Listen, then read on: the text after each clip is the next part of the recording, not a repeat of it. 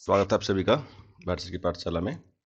तो भाई अब बात करेंगे एफएमई की। तो पहला क्वेश्चन इसमें है कि आपको जो क्या करना है, ड्रॉ करना है stress strain diagram of the following ductile material के लिए और ब्रिटल मटेरियल के लिए, यानी कि दोनों के लिए अलग अलग करना है भाई। ठीक है, तो इसमें क्या करना है, पहले तो आपको केवल इतना नहीं छोड़ देना है क्वेश्चन कि स्ट्रेस और स्ट्रेन डायग्राम केवल आपने ड्रॉ कर दिया, खत्म कहानी नहीं भाई। पहले लिखे उनके बारे में साइड में। देखिए मैं फिर से बता देता हूँ बेटा, अगर इधर ये पेज है पूरा, ये पूरा का पूरा यहाँ से यहाँ तक पेज है, तो इधर की साइड या इधर की साइड पहले डायग्राम बनाइए, उसके बाद लिखना स्टार्ट कीजिए। ठीक। तो ductile material is that material which undergoes large plastic deformation before fracture, है ना। मतलब जो डक्टाइल मटेरियल होते हैं वो वाले होते हैं जो प्लास्टिक के डिफॉर्मेशन से पहले टूट जाए। Ductile material undergo large deformation before fracture, whereas brittle material fail suddenly with very small deformation. These material can be stretched considerably before breaking. ये टूटने से पहले कुछ चीजें खिंच जाती हैं, जैसे मिल्ड स्टील, कॉपर, एल्यूमिनियम, इनको डक्टाइल बोल देते हैं, है ना। और इनके लिए जो कहानी ये है कि stress strain curve for ductile material consist of proportional limit. ये लाइन जो लिख के आना, elastic limit, yield point, ultimate stress point and breaking point, ये सारे पॉइंट रखता है। जैसे इस डायग्राम में आप देख सकते हैं, ये बना हुआ है आपका एक कर्व, है ना। इसमें ये ऐसे ही आपको बनाना है कि जो 0 से A तक की बात है वो इलास्टिक बिहेवियर की बात होगी, C से D तक की बात है यहाँ पे प्लास्टिक की तरह बिहेव करेगा, है ना। और यहाँ पे लिखा हुआ है E पॉइंट पे जाके फ्रैक्चर हो जाएगा। भाई देख, कोई चीज कितनी खींचेगी, आप खींचे जा रहे हो, एक पॉइंट ऐसे आएगा जब वस्तु जो है कोई भी ऑब्जेक्ट टूट जाएगा, है ना। तो इतनी बात ध्यान रखनी है। ठीक। तो इसमें आप देख सकते हैं जी, ओपी का काम है। ओपी क्या करता है कि ओपी में जो हुक्स लॉ आपका फॉलो होता है, ओपी के अंदर हुक्स लॉ फॉलो होता है, जिसमें स्ट्रेस स्ट्रेन की डायरेक्टली प्रोपोर्शनल होती है। 2 मार्क का क्वेश्चन भी यहाँ से बनता है भाई कि what is the Hooke's law. तो हुक्स लॉ में क्या करते हैं, स्ट्रेन प्रोपोर्शनली किसके, स्ट्रेन के, है ना। तो इसमें जो ग्राफ देखा स्ट्रेट लाइन के अंदर आती है, इलास्टिक लिमिट आपको बताता है पीई। इसमें क्या होता है, अगर लोड को रिमूव कर ले बिफोर इलास्टिक लिमिट, यानी इलास्टिक लिमिट आने से पहले ही आपने लोड हटा लिया, ठीक, तो मटेरियल अपनी ओरिजिनल शेप में आ जाता है, उसको बोलते हैं इलास्टिक लिमिट। एक होता है यील्ड पॉइंट। यील्ड पॉइंट क्या होता है, large deformation take place without applicable increase in stress, this region shows plastic behaviour of material. यानी कि यील्ड पॉइंट क्या करता है, यील्ड पॉइंट ही आपका प्लास्टिक बिहेवियर शो करता है किसी भी मटेरियल का। ये बात ध्यान रखनी है ना। नेक्स्ट आपका अल्टीमेट स्ट्रेस पॉइंट यू की बात कर ले तो इससे क्या कहते हैं कि maximum stress sustain by the material, यानी कितना स्ट्रेस वो झेल सकता है कोई भी मटेरियल। और इस पॉइंट के बाद नेकिंग स्टार्ट हो जाती है और फिर वो टूट जाता है। भाई ऐसे चले मान के कि आपने ये एक आपको रस्सी दे रखी है, आपने उसको खींचा खींचा खींचा खींचा खींचा, तो थोड़ा नोक आने उसमें स्टार्ट हो जाएंगे और एक ऐसी पॉइंट आएगा जहां पे वो टूट जाएगा। करेक्टरिस्टिक की बात कर ले तो large plastic deformation occurs before fracture, necking click plus before failure, ductile material absorb large amount of energy before this material can with stand shock loading. ठीक, तो ये डक्टाइल मटेरियल की इतनी बात थी। देखिए ये question not only for that कि ग्राफ ही बनवाए, आपसे पूछ सकता है एक्सप्लेन। तो जब एक्सप्लेन पूछेगा तब आपको जो है चीजें सब एक्सप्लेन करनी है ना। ब्रिटल मटेरियल की बात कर लें तो ब्रिटल मटेरियल में क्या होता है, ये वो वाले मटेरियल होते हैं विच फ्रैक्चर सडनली, यानी एकदम टूट जाएगा विदाउट एप्लीकेबल प्लास्टिक डिफॉर्मेशन, जैसे कि गिलास, कास्ट आयरन, सिरेमिक। और आपको पता है गिलास तुरंत टूट जाता है ना। यानी हम कह सकते हैं there is very small deformation before fracture. और इसका जो कर्व आता है कुछ इस टाइप से आपको बना के आना है ना। बना लेंगे भाई, जैसे ये 0 से ए से बी से सी से डी से ई क्या फ्रैक्चर पॉइंट है, सी डी क्या है, ये प्लास्टिक रीजन हो गया, है ना। ब्रेकिंग स्ट्रेंथ यहाँ तक रहती है, बी तक ये क्या है आपका इलास्टिक लिमिट है, प्रोपोर्शनल लिमिट यहाँ तक रहता है, जहाँ तक ये स्ट्रेट लाइन आती है। और इस स्ट्रेट लाइन में ही हुक्स लॉ फॉलो होता है, ये भी ध्यान रखना। जो होता है ये वाला स्ट्रेस प्रोपोर्शनली स्ट्रेन, वही फिर इसमें चीजें लिखी हुई है कि ओरिजिन क्या बताता है, ब्रेकिंग पॉइंट क्या बताता है ना। तो इन सबको आपको लिख के आना है, ठीक है। नेक्स्ट क्वेश्चन है डिफाइन बक मॉडुलस। बहुत अच्छा क्वेश्चन है भाई। Establish the relationship between modulus elasticity and modulus of rigidity. तो मॉडुलस की बात करते हैं तो 3 टाइप के मॉडुलस हो जाते हैं आपके, young modulus, shear modulus and bulk modulus. ठीक है, तो यंग मॉडुलस का फॉर्मूला ये रहा, सिग्मा अपॉन एप्सिलॉन। इसका क्या है शियर का, जी टू अपॉन गामा, और बीटा का है ये। ठीक है, अब इसमें क्या कहानी है बल्क मॉडुलस की, इसको आप प्रूफ भी करना जानते हैं तो कर सकते हैं। इस सारे फॉर्मूले लिखे हुए हैं कि bulk modulus is defined as the ratio of normal stress and volumetric strain within elastic limit, यहाँ पे आ चुकी है। यानी कि फॉर्मूला बनेगा K equal to sigma upon EV. EV की जगह आप वी भी लिख सकते हैं, जहाँ पे ईवी क्या है, वॉल्यूमेट्रिक स्ट्रेन है, सिग्मा क्या है, नॉर्मल स्ट्रेस है, के क्या है, बल्क मॉडुलस है। मॉडुलस ऑफ इलास्टिसिटी की बात कर ले तो फॉर्मूला सीधा सीधा सा है, tensile stress upon tensile strain का रेशो क्या होता है, मॉडुलस ऑफ इलास्टिसिटी होता है। और रिजिडिटी क्या होता है, G shear stress upon shear strain की बात यहाँ पे की गई है। अगर सब में रिलेशन देखना है, इसको बेटे कर लेना अच्छे से प्रैक्टिस। ठीक है, कि तीनों सब में रिलेशन देखना है तो कैसे देखेंगे, तो टो क्या है आपका, शियर स्ट्रेस है, एंगुलर डिफॉर्मेशन थीटा होता है, और ये कब आता है, जब आप जो है शियर स्ट्रेस को रखते हैं। तो ये सब चीज वैल्यू रखी, थीटा किसका नाम है, शियर स्ट्रेन का है, म्यू पोर्शन रेशो है, फॉर्म डेफिनेशन ऑफ मॉडुलरिटी ये जी इक्वल टू ये होता है। इलास्टिक मटेरियल के लिए ये फॉर्मूला होता है, लिख के आना है, और नेक्स्ट वाला भी लिख सकते हैं। तो ये आपका एक रिलेशन इसमें बन जाता है छोटा सा। ठीक है, आई बात समझ में। This relation is valid for elastic and isotropic material. तो ये पूछ सकते हैं कि ये रिलेशन किसके लिए वैलिड है, तो ये इलास्टिक और आइसोट्रोपिक मटेरियल के लिए वैलिड होता है। Define Newtonian and Newton fluids state and proof पास कर लो। देखिए 2 नंबर का क्वेश्चन हमने करवाया है, लेकिन ये 7 नंबर्स में भी क्वेश्चन आया हुआ है कई बार, जिसमें आपको प्रूफ भी करना पड़ता है, पास कर लो। ठीक, तो न्यूटोनियम तो वो होते हैं जो न्यूटन लॉ को फॉलो करते हैं, और नॉन न्यूटन जो न्यूटन लॉ को फॉलो नहीं करते हैं। और इसमें अगर बात कर ले तो shear stress is directly proportional to the rate of the strain, ये वाली कहानी याद रखना इसके लिए, है ना। ये कैसे होता है, ये देखिए डायग्राम बनता है अच्छा सा भैया, ये आपको बनाएंगे ग्राफ बनाना पड़ेगा। इसमें वेलोसिटी ग्रेडियंट होता है और शियर स्ट्रेस होता है। तो शियर स्ट्रेस क्या होता है, directly proportional to the rate of shear strain, यानी कि रेट ऑफ शियर स्ट्रेन पे ये रो लो है, जिसको न्यूटोनियन फ्लूइड बोला जाता है। यहाँ पे देखिए ये जो लाइन नीचे वाली है, ये नीचे वाली लाइन है आपकी न्यूटोनियन फ्लूइड। अगर कुछ ग्राफ नहीं आ रहा है, इसका मतलब क्या है, आइडियल फ्लूइड। और ग्राफ कुछ ऐसे आता है तो इसका मतलब क्या है, नो न्यूटोनियन फ्लूइड। और सीधा कुछ ऐसे जाता है तो इसका मतलब है आइडियल प्लास्टिक फ्लूइड।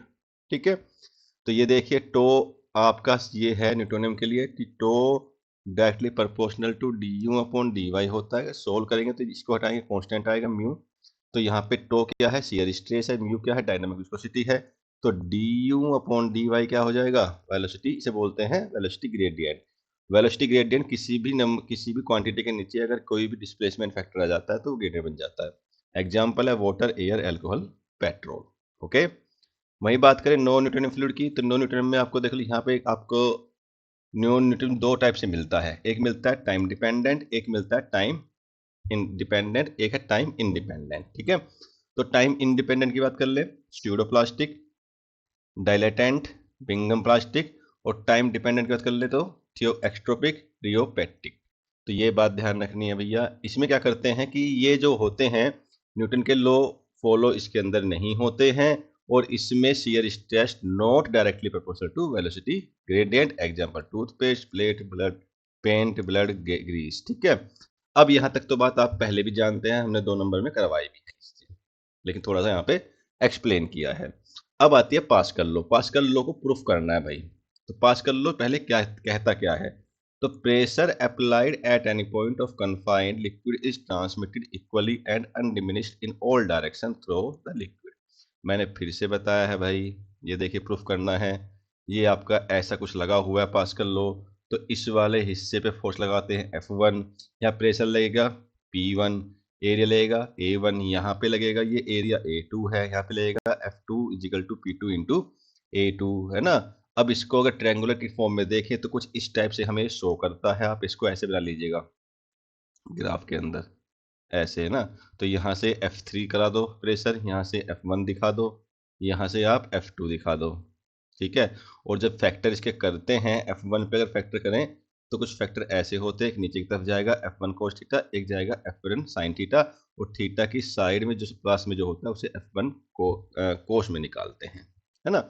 अब इसमें वैल्यू पुट करते हैं, तो ये आप देख सकते हैं Px क्या है, Py क्या है, P क्या है, एरिया क्या है ना, ये प्रेशर है आपके। हॉरिजॉन्टल कंपोनेंट की बात कर ले तो ये आएगा आपका जो फोर्स आएगा, फोर्स इक्वल टू क्या होता है, P इंटू ए होता है। तो फोर्स में क्या है, हॉरिजॉन्टल कंपोनेंट में एक्स एक्सिस पे लगा पी एक्स, जो ये आपका एरिया है ये बन जाएगा ए कोस थीटा। वर्टिकल कंपोनेंट में क्या बन जाएगा, ए साइन थीटा। और नॉर्मल फोर्स पी ए, सबको इक्विलिब्रियम रख दो तो क्या बनेगा, पी एक्स ए कोस थीटा बराबर P A cos theta.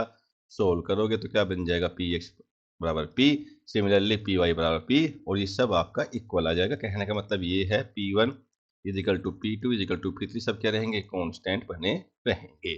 Therefore pressure intensity at a point in static fluid is equal to the down direction, तो इसको प्रेशर इंटेंसिटी बोले जा रही है ना।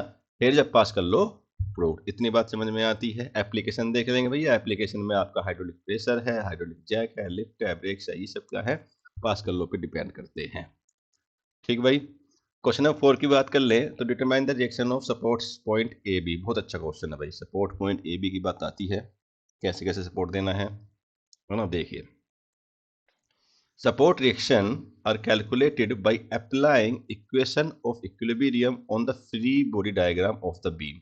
एक बीम होगा, बीम पे फ्री बॉडी डायग्राम बनाना पड़ेगा जिसको FBD बोलते हैं, उसमें हम सपोर्ट रिएक्शन को कैलकुलेट करते हैं, है ना। सपोर्ट रिएक्शन क्या है, एक फोर्स होता है एक्चुअल में, है ना। तो फोर्स जो है बीम पे लगाए रखते हैं उसको, है ना।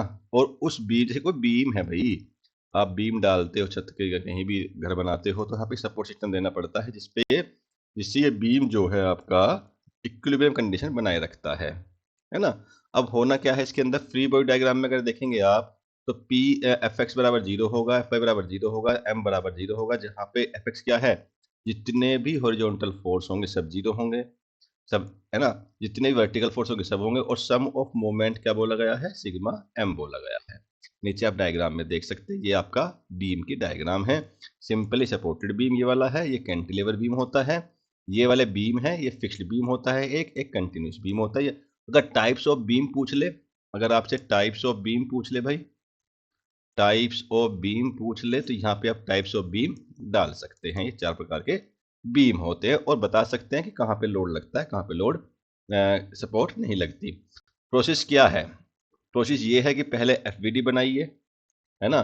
पहले एफबीडी बनाइए, फिर एज्यूम कीजिए कि रिएक्शन सपोर्ट पे ए पे क्या है, बी पे क्या है, फिर अप्लाई कीजिए। और अप्लाई में क्या होता है, taking moments about point A, the summation M A equal to 0 हो जाना चाहिए, यानी क्लॉकवाइज मोमेंट बराबर एंटी क्लॉकवाइज मोमेंट के। बात समझे भाई, ये अगर लगा हुआ है बीम, ठीक है, तो अगर मैं यहाँ पे कुछ सपोर्ट लगाता हूँ तो ये कैसे, ये ऐसे घूमना स्टार्ट कर देगा, लेकिन मुझे फिर यहाँ सपोर्ट लगाना पड़ेगा ताकि ये ऐसे सपोर्ट रखे। तो ये क्लॉकवाइज हो गया, एक एंटी क्लॉकवाइज हो गया, तो क्या हो गया, दोनों इक्वल होने चाहिए movement. Okay, using moment equation calculate R B, तो आपका क्या बन जाएगा, अप्लाई वर्टिकल फोर्स। तो कुल मिलाकर आपका ये बन जाएगा R A plus R B minus total load बराबर 0। तो यूजिंग इक्वेशन कैलकुलेट आर आप कर सकते हैं, न्यूमेरिकल आएगा तब बताएंगे, ठीक है। कंडीशन ऑफ इक्विलिब्रियम की क्या है, कंडीशन क्या है, कंडीशन पढ़ लो भाई, कंडीशन बहुत जरूरी है। Sum of all horizontal forces must be 0, sum of all vertical forces must be 0, sum of moments about any point must be 0, सब 0 होना चाहिए। टाइप्स देखो, सपोर्ट के टाइप आ गए भैया, है ना। देखिए ये आपको दिख रहा होगा, इसके अंदर कंस्टेंट क्या है, रोलर है, डायरेक्शन ये रहा। अगर पिन लगाते हैं, स्टेपलर लगाते हैं तो डायरेक्शन ये वाली होती है। फिक्स सपोर्ट में करते हैं तो आपकी डायरेक्शन ये वाली होती है। इसको बना के प्रैक्टिस कर लेंगे। तो रोलर सपोर्ट में क्या करते हैं, provide only vertical reactions, allow horizontal movement. हिंग सपोर्ट में provide horizontal and vertical reactions, does not allow movement. इतनी बात समझ में आती है भाई। तो भाई हमारी आपसे एक ही विनती है, अगर समझ में आती है तो वीडियो को लाइक जरूर करें, शेयर भी करें, सब्सक्राइब भी जरूर करें।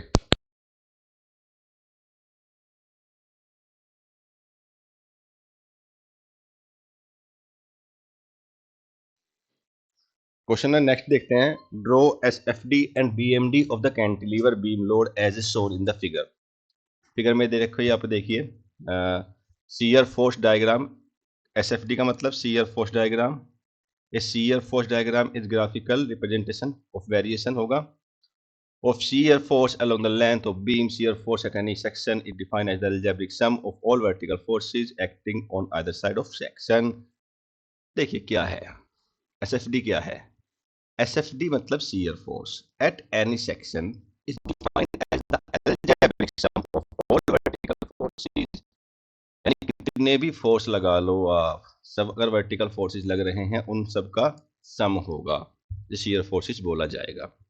वहीं पे बेंडिंग मोमेंट की बात कर ले तो बेंडिंग मोमेंट क्या होता है, diagram is graphical representation of variation of bending moment. यानी कि जो डायग्राम बनाएंगे ये क्या दिखाएगा, बेंडिंग मोमेंट के वेरिएशन को दिखाएगा along the length of the beam. Bending moment at any section is equal to the algebraic sum of moment about the section. ये लाइन याद रखें भाई, bending moment at any section is equal to the algebraic sum of moment. Cantilever beam की बात कर लें तो cantilever beam is a beam fixed at one end and free at other end. Cantilever क्या है कि एक तरफ से फिक्स हो जाएगा, दूसरी तरफ से फ्री रहेगा। तो बीम में क्या होता है, मैक्सिमम शियर फोर्स अकर से फिक्स्ड पॉइंट, जहां पे वो फिक्स हो चुका है वहां पे ज्यादा फोर्स लगेगा। Maximum bending moment occurs at fixed end, shear force and bending moment at free end are zero. भाई कैंटिलीवर आप समझ सकते हो, अगर जो ऐसे मान के चलो ये है तो यहाँ पे ये फिक्स हो चुका है, यहाँ से आपको फोर्स लगाना है एक एंगल पे, ठीक है। तो ड्रॉ एसएफडी बीएमडी का प्रोसेस क्या है भैया, देखो ये आपके जो है एसएफडी और बीएमडी डायग्राम बने हुए हैं, इसको आप देख सकते हो ठीक से। इसमें क्या है ये देखिए, कैंटिलीवर बीम है, एक तरफ फोर्स लगा दिया, एक तरफ जो है फिक्स कर दिया इसको, ये लेंथ हो गई, ये बी हो गई, ये घूमना इस तरह कर रहा है ऐसे। तो शियर डायग्राम आप कुछ ऐसे बन जाता है, मोमेंटम डायग्राम आप कुछ ऐसे बन जाता है। तो इसको आप पूरा कर लेंगे भाई, है ना। मैंने बताया कि sum of F X F Y सब जीरो हो जाते हैं, है ना। तो अप्लाई इक्विलिब्रियम कंडीशन में एफ वाई जीरो हो गया, मोमेंट ये एम जीरो हो गया। तो इंपोर्टेंट पॉइंट क्या आता है इसके अंदर, point load causes sudden change in SFD, uniformly distributed load gives inclined SFD, ठीक है। तो वहीं पे ये पढ़ लेंगे भैया। अब आती है यूनिट सेकंड की बात। यूनिट सेकंड में आपको पढ़ना है आईसी इंजन और इलेक्ट्रिकल व्हीकल, यानी कि अब इंजन की बात चलेगी भाई, है ना। तो इंजन की बात अगर कर ले तो explain the construction and working principle of A 4 stroke petrol engine, also draw the pressure volume. बहुत अच्छे क्वेश्चन है, very very important. 4 stroke petrol engine की बात करनी है और आपको एक ड्रॉ करना है pressure volume diagram, TS diagram with need diagram, ठीक है। तो सबसे पहले 4 स्ट्रोक इंजन देख लीजिए, ऐसे बनता है। इसकी प्रैक्टिस कर लेना भाई, इस यूनिट से डायग्राम नहीं बना के आओगे तो पेपर में नंबर नहीं मिलेंगे, ये बात ध्यान रखना, ओके। तो 4 स्ट्रोक ये हमारे डायग्राम है। इसमें पहला स्ट्रोक क्या है, सक्शन है, कंप्रेशन स्ट्रोक है, एक्सपेंशन है एंड एग्जॉस्ट स्ट्रोक है। तो इसमें ये पढ़ लेंगे, ए 4 stroke petrol engine is an internal combustion engine in which one cycle is completed in 4 stroke of piston और 2 रिवोल्यूशन ऑफ क्रैंक शाफ्ट, है ना। क्रैंक शाफ्ट मतलब शाफ्ट होती है भाई, ठीक है। तो 4 स्ट्रोक्स जो इसमें होते हैं कौन कौन से होते हैं, सक्शन स्ट्रोक होता है, कंप्रेशन स्ट्रोक होता है, पावर स्ट्रोक होता है, एग्जॉस्ट स्ट्रोक होता है। मेन पार्ट आपके ये रहे, मेन पार्ट जो है पेट्रोल इंजन के ये होते हैं, cylinder, piston, connecting road, crankshaft, plug, spark plug, enact valve, exhaust valve, carburettor, है ना, फ्लाई व्हील, ठीक है। कैसे वर्किंग करता है, तो पहले सक्शन स्ट्रोक वर्किंग करता है, फिर कंप्रेशन स्ट्रोक वर्किंग करता है। सक्शन स्ट्रोक क्या करता है, वाल्व को ओपन करता है, एग्जिट वाल्व को उस टाइम पे बंद रखता है। पिस्टन मूव होते हैं टीडीसी टू बीडीसी तक, एयर फ्यूल मिक्सचर होता है, entry into cycle. Compression stroke में क्या होता है, दोनों ही वॉल्व क्लोज होते हैं, पिस्टन मूव करता है बीडीसी से टीडीसी के लिए, air fuel mixture gets compressed at the end of compression stroke, spark plug ignites and the compressed mixture. और फिर बनता है पावर स्ट्रोक, और पावर कौन देगा, पावर देगा फ्यूल, पावर कौन देगा, fuel. High pressure gases push piston downward from TDC to BDC. ये टीडीसी से बीडीसी का खेल है सारा भाई, है ना। बोथ वैल्यू रिमेन क्लोज होती है, power produce during the stroke. And fourth आपका जो है एक्सकोट स्ट्रोक क्या करेगा, तो इसमें वॉल्व ओपन होती है, लेट वॉल्व रिमेन क्लोज हो जाती है, वो पिस्टन मूव करता है बीडीसी टू डीडीसी, और गैसें जलती हैं और बाहर निकल जाती है सिलेंडर से, है ना। एडवांटेज भी ये रहे कि हाई एफिशिएंसी है, बैटरी फुल इकोनॉमी है, स्मूथ ऑपरेशन है, लेस पोल्यूशन है। डिसएडवांटेज आपके ये रहे, लिख लेंगे।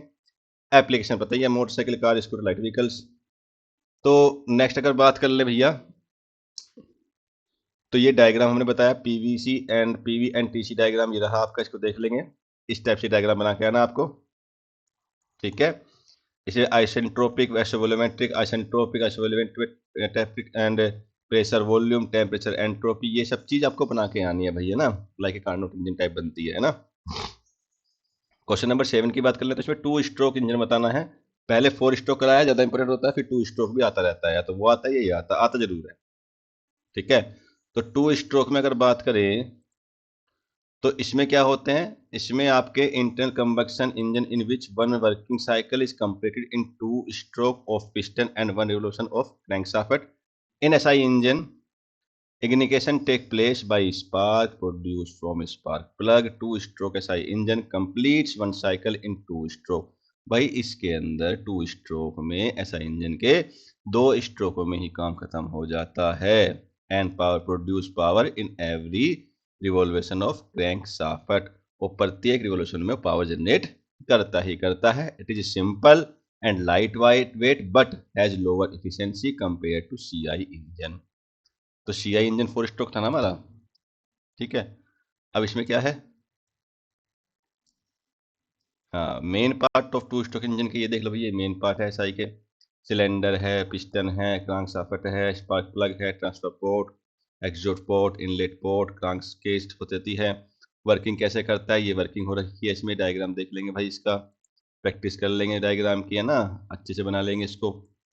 इसी में ये वर्क लिखी है, तो वर्किंग में क्या होता है, पहले अपवर्ड स्ट्रोक काम करता है ना। अपवर्ड में क्या होता है, पिस्टन मूव करता है from BDC to TDC, air flow mixture होता है, inside cylinder gets compressed during upward movement, fresh charges enter crank case. ऐसे ही डाउनवर्ड स्ट्रोक काम करता है, इसको पढ़ लेंगे। Combustion of fuel produce high pressure gas. भाई जब डाउनवर्ड स्ट्रोक होता है तो पावर स्ट्रोक बोलते हैं। पावर स्ट्रोक क्यों बोलते हैं, क्योंकि उसके अंदर फ्यूल जलता है और एक हाई प्रेशर गैस क्रिएट करता है। पिस्टन डाउनवर्ड मूव होता है, कहाँ से, TDC टू BDC से। एग्जीक्यूट पोर्ट ओपन हो जाता है और जली हुई गैस को बाहर निकाल देता है। इस तरह से काम करना स्टार्ट करता है। एडवांटेज ये रहे और डिसएडवांटेज आपके ये रहे।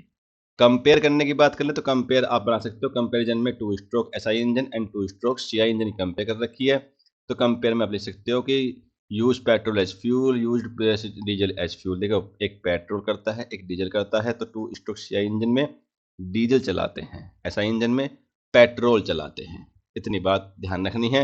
Ignition by spark plug, ignition by compression. Petrol वाले में स्पार्क प्लग होता है और डीजल वाले में कंप्रेशन होता है। इसका कंप्रेशन जैसे लो होता है, इसका हाई होता है। Fuel and air mixture enter cylinder, only air enter cylinder. Thermal efficiency is low, thermal efficiency is high diesel वाले की। Light is construction, heavy in construction. Fuel consumption is high, fuel consumption is low. इसीलिए इसमें जो है ज़्यादातर बड़ी बड़ी गाड़ियाँ चलती हैं। 2 स्ट्रोक SI इंजन में क्या है, आपके स्कूटर्स हैं, मोटरसाइकिल हैं, स्मॉल जनरेटर्स हैं। CI इंजन में मैरीन इंजन हैं, हैवी व्हीकल्स हो जाते हैं। ओके, वहीं पे क्वेश्चन नंबर 8 की भैया अगर बात कर ले तो what are the main component of electrical vehicle, right down there advantages and disadvantages. तो इलेक्ट्रिकल व्हीकल के बारे में क्या ही बताएं, सब कुछ पता है आपको। इसमें हम आपके क्या लिखेंगे भाई, इसमें आपको ये डायग्राम ध्यान रखना है, बस ये पता करो कि इलेक्ट्रिकल व्हीकल में को जो चलाने के लिए इलेक्ट्रिक मोटर चाहिए, इलेक्ट्रिकल एनर्जी से चलेगा, जो कि बैटरीज उसको प्रोवाइड करती है, ठीक है। अब इसमें क्या है, ये आपका FBD डायग्राम है भाई, ये पूरा FBD डायग्राम है। इसको तो भाई मैं ये कह रहा हूँ कई कई बार याद कर लो, कई कई बार बना बना के देखो, यही लिखिया छाप आना, इसको ही इस पे नंबर मिल जाएंगे, है ना। तो क्या है भैया, इसमें देख लो 2 टाइप के बने हुए हैं ये। व्हील है, मैकेनिज्म ट्रांसमिशन है, फिर व्हील है, इलेक्ट्रिक मोटर लगा हुआ है, पावर कन्वर्टर होता है, इलेक्ट्रॉनिक कंट्रोलर होता है। तो ये सब पढ़ लेना है। एक तरफ ब्रेक लगता है, एक तरफ एक्सीलेटर काम कर रहा है ना। तो जब ब्रेक लगता है तब कैसे काम होता है, जब एक्सीलरेट करते हैं तब कैसे काम होता है। तो ये दोनों एक दूसरे के अपोजिट काम करते हैं। मान के चलो ये आपका स्टीयरिंग व्हील है, स्टीयरिंग मतलब ये इसकी स्टीयरिंग है। स्टीयरिंग ने क्या किया, power steering unit, auxiliary power supply, temperature control unit भी लिखा होता है, एनर्जी सोर्सेज होता है, एनर्जी रिफुलिंग यूनिट होता है। तो ये तो नीचे वाला है एनर्जी सोर्स सब सिस्टम, ये पूरा एनर्जी मैनेजमेंट सिस्टम है। इसमें एनर्जी मैनेजमेंट यूनिट होगा, उससे एनर्जी सोर्स मिलेगा, उससे आपको पावर मिलेगी, पावर आपको व्हील में जो आपका स्टीयरिंग है वहां पे जाएगी, वहां से घूमेगा। है ना। ये आपका ब्रेक लगने का और एक्सिट करने का सिस्टम है पूरा का पूरा। ओके, चलिए, तो मेन कंपोनेंट क्या है, बैटरी पैक है। मेन कंपोनेंट बैटरी होती है ना। मेन सोर्स आपका जो है इलेक्ट्रिक मोटर होता है मेन सोर्स, और तीसरा कंट्रोलर होता है भाई, जो कंट्रोल करता है स्पीड को भी, है ना। एक चार्जर होता है, एक ट्रांसमिशन सिस्टम होता है, एक आपका डीसी डीसी कन्वर्टर होता है। डीसी डीसी कन्वर्टर मतलब हाई वोल्टेज डीसी को लो वोल्टेज डीसी में बदलना। एक आपका इन्वर्टर होता है, इन्वर्टर मतलब डीसी को एसी में चेंज कर देना। तो ये पॉइंट है, इनके बारे में लिखिए ना। और ये एडवांटेज तो पता ही है भैया कि पोल्यूशन तो करता नहीं है ना। लेस नॉइज करता है, वाइब्रेशन करता है, लो मेंटेनेंस है, एनर्जी एफिशिएंट है, no air pollution, high efficiency, low running cost है। डिसएडवांटेज की बात पूछे तो ये है, हाई इनिशियल कॉस्ट हो जाती है, लिमिटेड ड्राइविंग रेंज हो जाती है, लॉन्ग चार्जिंग टाइम है, charging station are limited, battery replacement cost at high, application ये रही आपकी सब कुछ इलेक्ट्रिकल जो चल रही है आजकल। तो बताइए यहाँ तक चीज समझ में आती है भाई, नहीं आती है ना। देखिए, इसमें जो मैंने क्वेश्चन दिए हैं उनको आप अच्छे से याद कर लो भाई, है ना। मुझे उम्मीद है कि फिर से 50+ तक का इसमें आपको मिलेगा एग्जाम में, है ना। तो कर लेना। यूनिट थर्ड की बात कर ले तो इसमें आता है रेफ्रिजरेशन एंड एयर कंडीशन। तो अब पढ़ेंगे भैया एसी के बारे में। किसके बारे में, एसी के बारे में। तो आजकल गर्मियाँ चल रही हैं और गर्मियों के अंदर एसी और फ्रिज ज़्यादातर मार्केट में वैल्यूबल हैं, है ना। तो जब ये वैल्यूबल हैं तो क्वेश्चन नंबर 9 कहता है, डिस्कस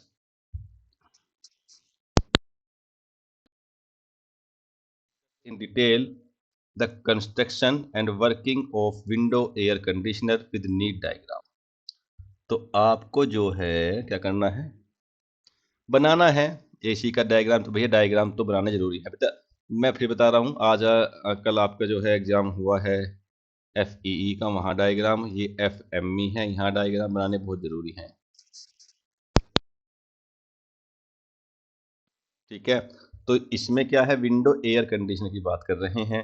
इसमें क्या है, self contain unit based unit use to maintain temperature, humidity, cleanliness of air inside a room. All component of window AC are enclosed in a single casing.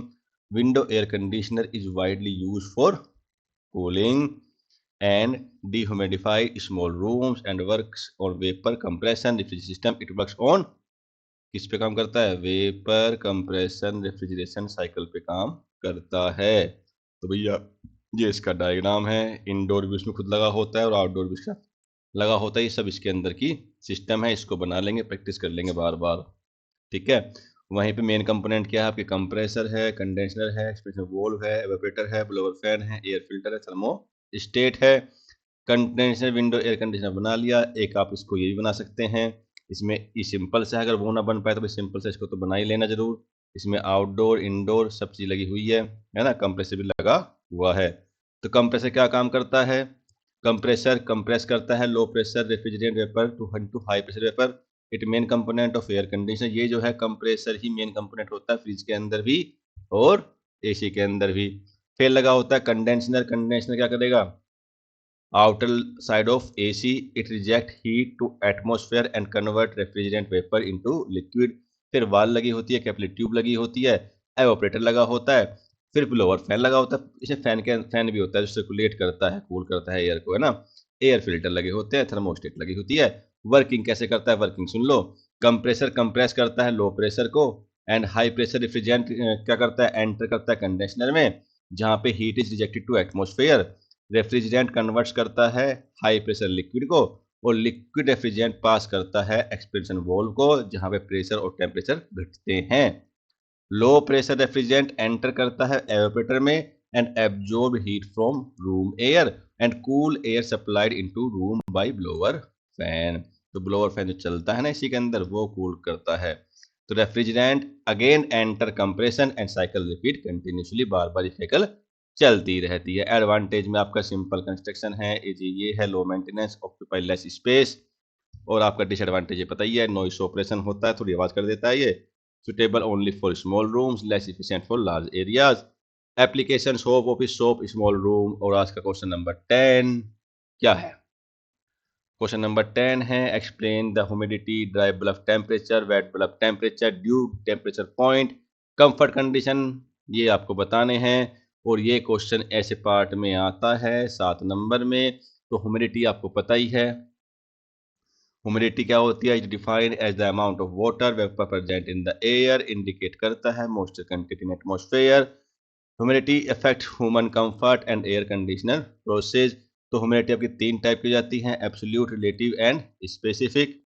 और dry bulb temperature यानी कि DBT जिसको बोलते हैं, तो DBT is the temperature of air measured by ordinary thermometer without considering moisture content of air. इसको mostly degree Celsius में क्या करते हैं, नापते हैं, है ना। और वेट बल्ब को कैसे करते हैं, wet bulb temperature is temperature measured by thermometer whose bulb is covered with wet cloth. When air passed over the wet cloth, evaporation takes place and temperature decreases. Wet bulb temperature is always lower than the dry bulb. तो यहाँ पे temperature किसका भैया, WBT का हमेशा lower होता है W dry BT DBT से। ड्यू पॉइंट क्या होता है, ड्यू पॉइंट वो पॉइंट है जिस पॉइंट पे आके जो है आपके जो वाटर है एयर के अंदर वो बबल्स में बन जाता है और नीचे गिरना स्टार्ट हो जाता है, जिसको मॉइस्चर या ड्यू पॉइंट बोल देते हैं, है ना। कंफर्ट कंडीशन की बात कर लें तो comfort condition is the condition of air which a person feels comfortable physically and mentally. वो वाली एयर, आजकल एग्जाम देते हो, गर्मी हो रही है, कंफर्ट फील नहीं होता है, लेकिन जैसे ही बाहर निकलते हो तो कैसे करते हो, आहा, सांस में सांस आई, वो कंफर्ट होता है, वो कंफर्ट कंडीशन है। तो डिपेंड करती है टेम्परेचर के ऊपर, ह्यूमिडिटी के ऊपर, air motion and purity of air के ऊपर। ओके, तो जनरली कंफर्ट कंडीशन क्या होती है, टेम्परेचर इतना कंफर्ट है, ह्यूमिडिटी ये वाली है, ये कंडीशन है, एप्लीकेशन आप पढ़ सकते हो, ये रखी हुई है भाई। और अब आती है यूनिट 4 की बात, जिसमें बात करेंगे फ्लूइड मैकेनिक्स, हाइड्रोलिक मशीन के बारे में। तो इसमें जो है सबसे पहले हमें सेंट्रीफ्यूगल पंप की बात करनी है। बहुत अच्छा क्वेश्चन है। Also explain different type of centrifugal pumps. तो centrifugal pumps is hydraulic machine which converts mechanical energy into hydraulic energy. क्या करता है, ये करता है भैया, ये याद रखो, by mean centrifugal force it is use to lift and, use करते हैं लिफ्ट के अंदर, transport liquid from lower level to higher levels, ठीक है। तो सेंट्रीफ्यूगल पंप ये काम करते हैं। प्रिंसिपल कौन सा है, centrifugal pumps works on the principle of centrifugal force के ऊपर काम करते हैं, यानी कि जो ये वाले पंप होते हैं, ये पंप सेंट्रीफ्यूगल फोर्स जो हमारा होता है उसके प्रिंसिपल पे काम करते हैं। यानी कि when the impeller rotates, liquid near the center of impeller is thrown outward due to centrifugal force। Result में क्या मिलता है, रिजल्ट में pressure at the centre decrease and liquid enter continuously through section pipe, यानी कि pressure centre से कम होता है और लिक्विड डायरेक्टली एंटर कर जाता है कहाँ पे, सक्शन पाइप में। ये देखिए ये बना हुआ है। अरे भैया देखो, आजकल गर्मियों का दिन है, जो बच्चे गांव से बिलोंग करते हैं वो बच्चे इसको अच्छे से समझ जाएंगे। ट्यूबवेल सभी को में होती है, जिसको ट्वेल बोलते हैं, उसमें ये पानी को खींचने के लिए नीचे एक पंखा लगाया जाता है, उस पंखे को ही बोलते हैं सेंट्रीफ्यूगल पंप। ठीक है, अब सारी कहानी आपको समझ में आ जाएगी कैसे कैसे ये काम करता है। जैसे डिलीवरी पाइप, ये पाइप लगे होते हैं लोहे के, पानी भाई पानी को उससे नीचे से खींचना है ना, यहाँ से पानी खींचना है पंखे को, और यहाँ से अपने इसमें ब्लो करके ऊपर की तरफ फेंकना है। यही तो सेंट्रीफ्यूगल पंप का कार्य है, और क्या है। ठीक है, तो ये डायग्राम बना के जाना है भाई, ठीक है। मेन पार्ट इसके ये रहे, इम्पाइलर है, केसिंग है, सेक्शन है, डिलीवरी है, फुट फायर स्टेन है। Work soon low, initially pump casing section pipe from completely filled with liquid, this process is called प्रीमिंग। प्रीमिंग किसे बोलते हैं, जब आपका सक्शन पाइप कंप्लीटली फिल हो जाता है, पहले पानी छोड़ने से पहले, उसको बोलते हैं priming. When impeller rotates liquid is throw outward due to centrifugal force, और जब इम्पेलर आपके रोटेट करते हैं तो लिक्विड को बाहर की तरफ फेंक देता है। Vacuum is created at the centre of impeller, due to vacuum liquid enter through suction pipe into the pump. ये बना लेना भैया, liquid gains kinetic energy and pressure energy, high pressure liquid discharge through the delivery pipe. Types कैसे होते हैं, types आपका radial है, radial flow pump, mixed flow pump, axial flow pump. According to number of impellers दो होते हैं, single stage, multi stage. According to type of casing दो होते हैं, volt pump, diffuser pump. Advantage क्या है, simple, smooth, low continuous charges. Disadvantage क्या है? Framing is necessary, not suitable for, अरे कभी कभी आपने देखा है, कभी कभी जब पानी नीचे पहुंच जाता है तो पानी डालना पड़ता है ना ऊपर से, तो पाइप को भरना पड़ता है अपनी तरफ से, उसको ही फ्रेमिंग बोल देते हैं। ठीक है। Efficiency low and low discharge, ये एप्लीकेशन है भैया। तो नेक्स्ट क्वेश्चन आपका है give the classification of turbine. Turbine की बात आ गई है भैया, टरबाइन को एक्सप्लेन करना है, वर्किंग करना है। फ्रांसिस टरबाइन, तो इसमें क्या है? हाइड्रोलिक टरबाइन में, hydraulic turbine is rotatory machine which converts hydraulic energy of water into mechanical energy. तो टरबाइन क्या करता है? हाइड्रोलिक एनर्जी को मैकेनिकल एनर्जी में कन्वर्ट करते हैं, और ये mechanical energy produce by turbine is used to run electric generators, है ना। अरे बिजली बनाते हैं टरबाइन से भाई, इतनी याद रखो। According to energy at inlet, impulse turbine होगा, रिएक्शन होगा। डायरेक्शन ऑफ फ्लो की बात कर ले तो इसमें टेंजेंशियल, रेडियल, एक्सियल और मिक्स्ड होता है।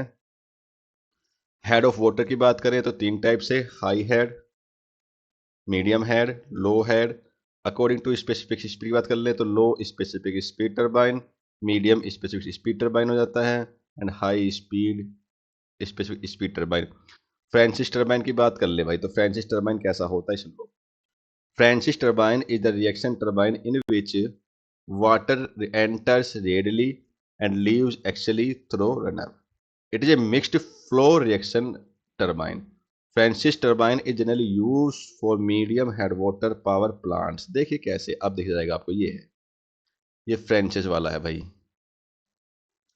ये फ्रेंचिस वाला है। इसको भैया ऐसे ही बना लेना है। साफट क्या है, ग्रेड ब्लेज क्या है, इसकी सब चीज लिखी हुई है, और इसके जो मेन पार्ट है आपके ये लिखे हुए हैं, ये मेन पार्ट पढ़ लेना है इसके भाई, है ना। तो कंस्ट्रक्शन में क्या क्या होता है? कंस्ट्रक्शन में आपको देख लो, स्पाइरल केसिंग बना होता है, गाइड बनी होती है, रनर बने होते हैं, जो ब्लेड होते हैं, ड्राफ्ट ट्यूब होता है। वर्किंग आपकी ये रही। Water from reservoir enter penstock, water क्या करता है? एंटर करता है पैन स्टॉक में। water enter spiraling casing and flow through guide vents. Guide vents direct water toward runner blades, water strike runner blades and rotate runner. ये सब चीज आपको कर लेनी है भैया ना, एडवांटेज ये रहे। चलिए क्वेश्चन नंबर 13 की बात कर लें, तो इसमें भैया एक आपका पेल्टन व्हील टरबाइन आएगा, इसका स्ट्रक्चर बना लेना है। पेल्टन व्हील टरबाइन, ये आपका स्ट्रक्चर है भैया। स्ट्रक्चर पे तो काम भैया करना ही करना है आपको। डायग्राम, डायग्राम पे सारे आपने देखा, सब क्वेश्चनों में डायग्राम मस्ट बताया मैंने, विदाउट डायग्राम नंबर नहीं मिलेंगे, पहले ही बोल दे रहा हूँ। ठीक है, तो भैया ये कहानी आपकी है पेल्टन वाली। तो Pelton wheel turbine is an impulse turbine, इसको हम इम्पल्स टरबाइन भी बोलते हैं, तो भूलना मत, अगर पेल्टन की जगह इम्पल्स लिखा आ जाए, in which hydraulic energy of water is converted into mechanical energy. फिर से वही कहानी है कि भाई हाइड्रोलिक एनर्जी लगेगी वाटर के ऊपर, जिसको कन्वर्ट करेंगे मैकेनिकल एनर्जी में। And water jet bucket mounted और रनर, भाई वाटर कैसे चलते हैं, नाव कैसे चलती है, नाव ऐसे चलती है, जहाज कैसे चलते हैं, जहाज वगैरह जो है इनका यूज करते हैं। It is use head and low discharge water power plant, main part of Pelton ये रहे। Nozzle, runner, brackets, spare, casing, brake nozzle. Construction आपने बताया, इसमें नोजल लगाते हैं, रनर लगाते हैं, ब्रैकेट लगाते हैं, स्पेयर लगाते हैं, केसिंग लगाते हैं। वर्किंग आपको देख लो, वर्किंग में क्या है? Water from reservoir flow through the penstock to nozzle. Nozzle क्या करता है? कन्वर्ट करता है pressure energy into high velocity water में। वाटर जेट स्ट्राइक बकेट, जो वाटर जेट बना वो स्ट्राइक करता है बकेट पे, mounted on runner. Due to impulse force runner rotates, hydraulic energy of water converts into mechanical energy. Water leave bucket and flow to tailrace. ये सारी working है, one by one आप इसको पढ़ सकते हैं।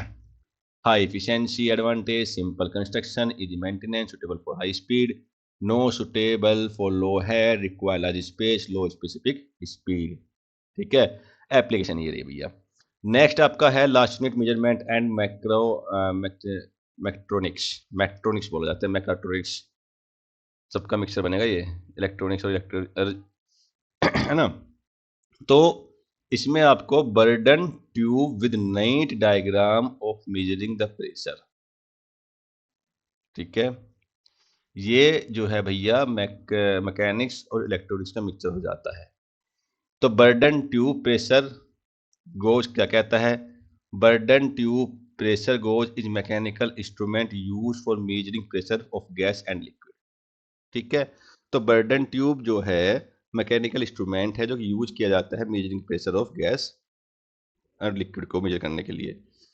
ये आपका वर्क है।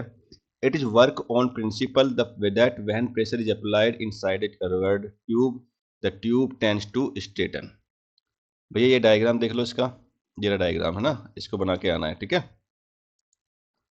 तो main part of Bourdon tube pressure goes की ये मेन पार्ट है। Burden tube, fixed and, free and, link mechanism, sector gear, pinion, pointer, dial. Construction में आप इनके बारे में लिख देंगे भैया। ये आपका कंस्ट्रक्शन देख लो भैया, कंस्ट्रक्शन कैसा हो रहा है ना। प्रेशर मेजरमेंट कैसे करते हैं, ऐसे करते हैं, जो है ना, ये सब बना के आना है। बर्डन ट्यूब क्या करती है वो बना के आना है। It is a curved metallic tube having electrical cross section and one end tube is fixed and connected to pressure inlet, other end is free to move. Link mechanism आपका ये रहा। सेक्टर गियर, पिनियन क्या करता है? Sector gear message with pinion and convert linear motion into the rotatory motion. तो linear motion को rotatory motion में बदलता है, सेक्शन गियर बदलता है। लिंक मैकेनिज्म क्या करता है?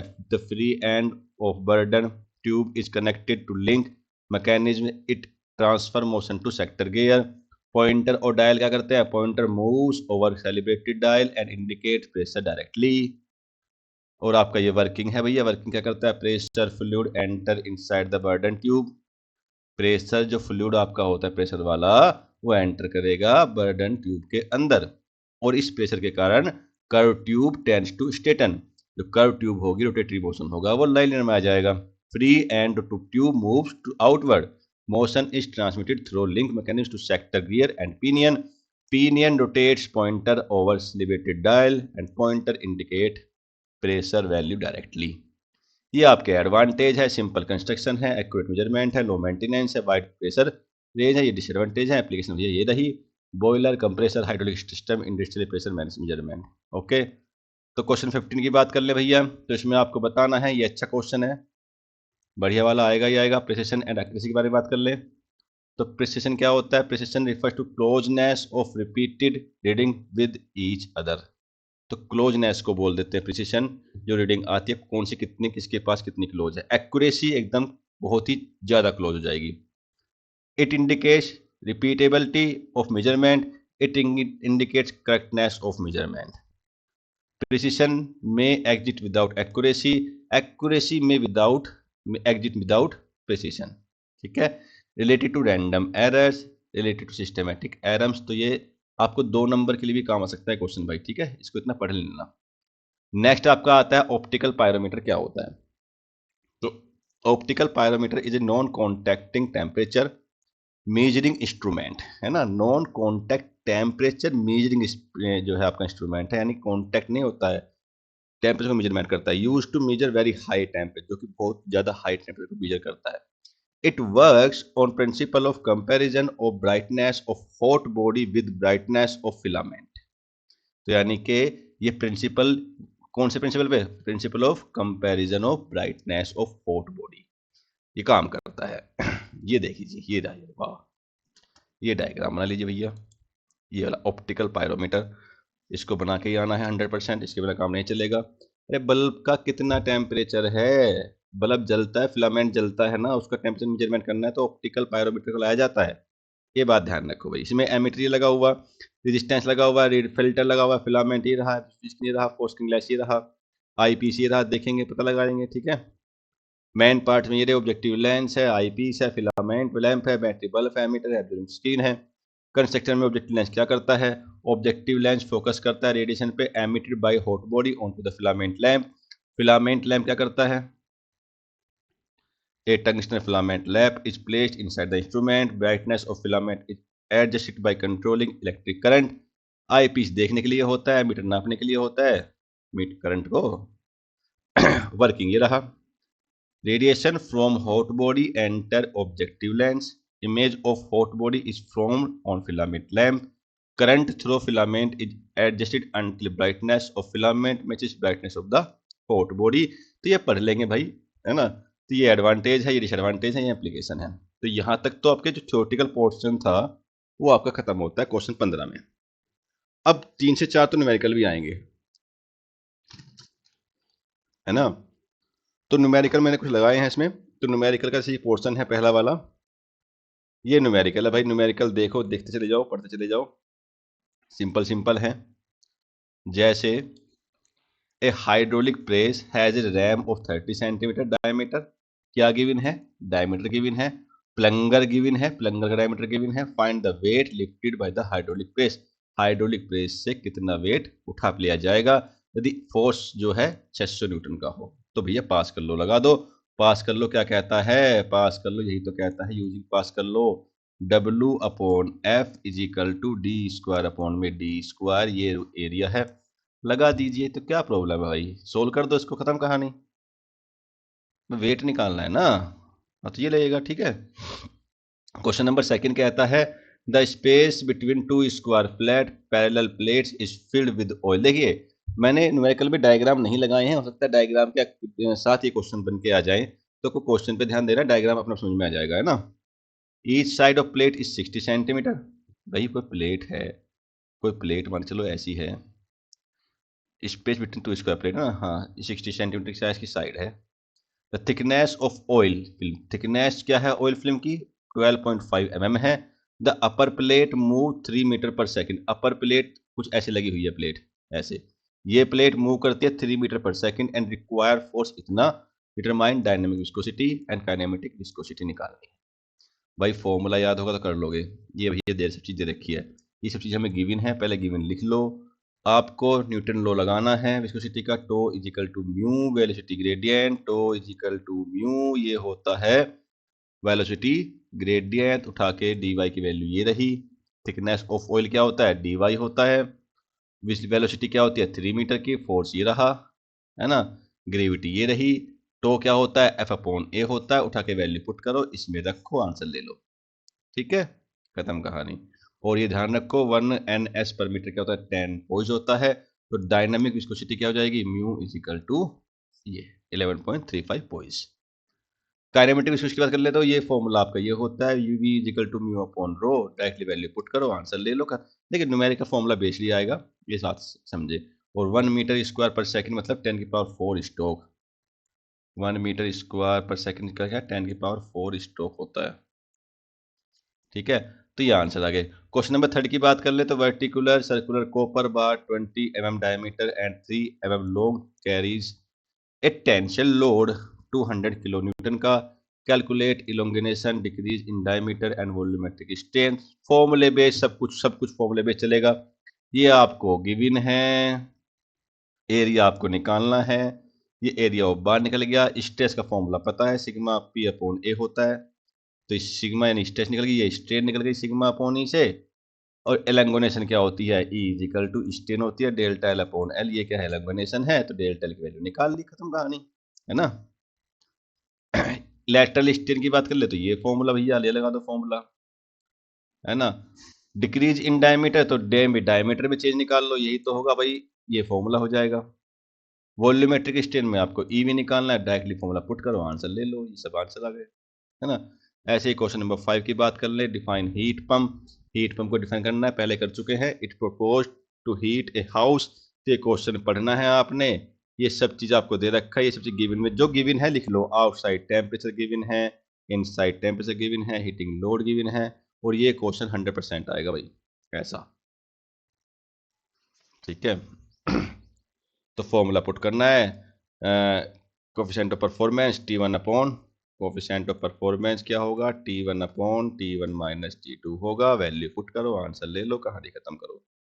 ये देखो सब कुछ हो रहा है, Q1 upon WQ1 upon COP, value put करते जा रहे हैं, आंसर ले रहे हैं, कुछ भी नहीं है भाई। मैं क्यों नहीं करवा रहा हूँ इनको, क्योंकि आपके पास कैलकुलेटर होता है, मैं आपको बता रहा हूँ लगाना क्या है, करना क्या है, ठीक है। तो क्वेश्चन नंबर 5, कुछ क्वेश्चन ऐसा भी आता है भाई, ये भी अच्छा क्वेश्चन है। रिजल्टेंट फोर्स 20, 30, 40, 50, 60 दे रखा है, एक एंगुलर पॉइंट है, रेगुलर हेक्सागन है, 5 angular point taken in order में। तो ये इस टाइप का इसमें डायग्राम बना देना है, हेक्सागन बना हुआ है, फोर्स लगे हुए हैं, तो इसमें जो फोर्सेज हैं वो ऐसे लगे हुए हैं, तो इसमें हॉरिजॉन्टल कंपोनेंट एक तरफ ले लेने हैं वो वर्टिकल एक तरफ ले लेने हैं। तो हॉरिजॉन्टल कंपोनेंट में कोस थीटा लेना है, वर्टिकल में साइन थीटा लेना है। तो जो एंगल जो जिस पे लगेगा, जैसे 20 न्यूटन का फोर्स है वो 0 एंगल पे लगा है, नेक्स्ट वाला 30 पे, नेक्स्ट वाला 60 पे, फिर 90 पे, फिर 120 पे लगा हुआ है। हेक्सागन में जैसे एंगल आप बढ़ाते जाओगे ना, जैसे कि ये यहाँ 0 पे लग गया, जैसे ऐसे बढ़ाओगे तो ये बढ़ता चला जाएगा ना ऐसे ही एंगल। ऐसे ही वर्टिकल पे लगाना है, वर्टिकल वर्टिकल साइन वाला होता है, वर्टिकल साइन वाला लगा दो और उठा के वैल्यू पुट करके आपको डेल्टा वी और रिजल्टेंट फोर्स जो आपका होता है वो आपका क्या होता है, वर्टिकल कंपोनेंट और हॉरिजॉन्टल कंपोनेंट का स्क्वायर का अंडर रूट होता है। वैल्यू पुट करो, डायरेक्शन अगर लेनी है तो v अपॉन एच कर दो तो डायरेक्शन मिल जाएगी। इतनी सी कहानी है। अच्छा क्वेश्चन है पेपर में ये दो क्वेश्चन जो मैंने लास्ट में बताए ना, ये वाले तो करके जाना जरूर 100%। ठीक है, चलिए भाई नेक्स्ट की बात कर ले। तो ये क्वेश्चन ये रहा, काइनेमेटिक विस्कोसिटी है, liquid in stock hose, specific gravity 0.95 and dynamic viscosity is 0.012 poise दे रखा है। तो आपको स्पेसिफिक ग्रेविटी दी है, डायनामिक विस्कोसिटी दी है और आपको रिलेशन पता है क्या होता है, v is equal to mu upon rho होता है। वैल्यू पुट करो, आंसर ले लो भैया। ये आपने वैल्यू पुट करी, आंसर ले लिया, कुछ नहीं बचा इसके अंदर। ये 2 नंबर क्वेश्चन है। ठीक है, क्वेश्चन नंबर 7 की बात कर ले तो ये भी अच्छा क्वेश्चन है भाई, सेम पहले जैसे क्वेश्चन है उसी पेज पे काम करेंगे। T1 दे रखा है, T2 दे रखा है, COP निकालना है। तो Q2 आपकी हीट इतनी बाहर जाती है, वर्क डन इतना होता है। तो COP क्या आएगा, COP क्या आता है एक्चुअल में, रेफ्रिजरेटर का क्या आता है, Q2 अपॉन में W आएगा। Q2 की वैल्यू पता है, इसकी पता है, तो 5 निकाल दो। COP कार्ड नोट की निकालनी है, तो कार्ड नोट के लिए आपको फॉर्मूला लगाना पड़ेगा, T2 upon T1 minus T2। और इसको जो वैल्यू दे रखी है केल्विन में चेंज कर लेना पहले, है ना। हाँ ठीक है, तो ये रहा बस कहानी खत्म। क्वेश्चन नंबर 8 में ये रहा भैया, फिर से वही कहानी, COP निकालने। तो भाई COP के ऊपर क्वेश्चन आएगा ही आएगा, ये मान लो चलो तुम। ये मैंने कुछ क्वेश्चन लगाए, सेम प्रिंसिपल है तो कर लेना भाई जरूर। ठीक है, तो इसी के साथ हमारी जो ये वीडियो है, ये लॉन्ग क्वेश्चन जो है हमारे, वो आपके खत्म हो जाते हैं भैया। एक क्वेश्चन आपका ये भी है भाई, तो ये क्वेश्चन भी आया हुआ, ये भी लगा लेना। ये पहले जो कराया था उस टाइप के है, एंगल वाला। देखिए फोर्स वाला क्वेश्चन आपका आता है ना, तो ध्यान रखना रिजल्टेंट फोर्स निकालना है, जो कि हमारा होता है H square plus V square. H का मतलब क्या है, हॉरिजॉन्टल कंपोनेंट, और वी का मतलब क्या है, वर्टिकल कंपोनेंट। तो वर्टिकल कंपोनेंट और हॉरिजॉन्टल कंपोनेंट है। तो हॉरिजॉन्टल में कोस लेना है, इसमें साइन लेना है, वो आप निकाल लोगे और उठा के वैल्यू पुट कर देनी है, जैसे ये हो रही है। ठीक है, कर लेंगे। चलो, तो ये कुछ हमारे हमने क्वेश्चन दिए, सेम क्वेश्चन ये भी ऐसे ही है भैया, मॉडल से निकालना है, फॉर्मूला वही है। इन्हीं के ऊपर क्वेश्चन बन के आएगा भाई। ठीक है, ये प्रैक्टिस कर लेना इनके ऊपर जरूर। ओके, तो भाई आज हमें जो है ये वीडियो भी एफएम की खत्म कर दी है, और आपसे केवल विनती एक ही है कि इतनी मेहनत के बाद भी सब्सक्राइब नहीं मिलते हैं, लाइक नहीं मिलते हैं, शेयर नहीं मिलता है, तो बड़ी निराशा फील होती है। तो करें भाई, मेहनत करें, सपोर्ट करें। चलो, थैंक यू, बाय बाय।